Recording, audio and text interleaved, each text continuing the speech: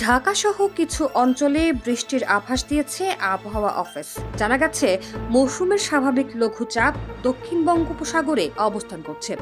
এই কারণে ঢাকা সহ দেশের 3 বিভাগে বৃষ্টির পূর্বাভাস রয়েছে। এছাড়া দেশের অন্যান্য জায়গায় অস্থায়ীভাবে আংশিক মেঘলা আকাশ সহ আবহাওয়া প্রধানত শুষ্ক থাকতে পারে। সেই সঙ্গে সারা দেশে বাড়তে পারে তাপমাত্রা। আবহাওয়া অফিস জানিয়েছে, 10 মার্চ সন্ধ্যা 6টা পর্যন্ত কুমিল্লা অঞ্চল সহ ঢাকা ও সিলেট বিভাগের 2-1 জায়গায় বৃষ্টি অথবা বজ্রসহ বৃষ্টির পূর্বাভাস রয়েছে। এই সময় দেশের অন্যান্য জায়গায় অস্থায়ীভাবে আংশিক মেঘলা আকাশ সহ আবহাওয়া প্রধানত শুষ্ক থাকতে পারে।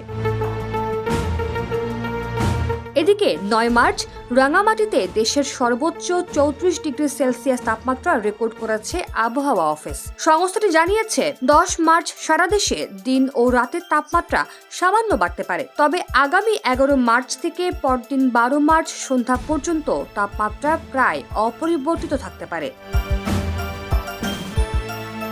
আর বর্ধিত 5 দিনের আবহাওয়ার অবস্থায় বলা হয়েছে, এই সময়ের প্রথম দিকে দেশের উত্তর পূর্বাঞ্চলে বৃষ্টি অথবা বজ্রসহ বৃষ্টি হতে পারে।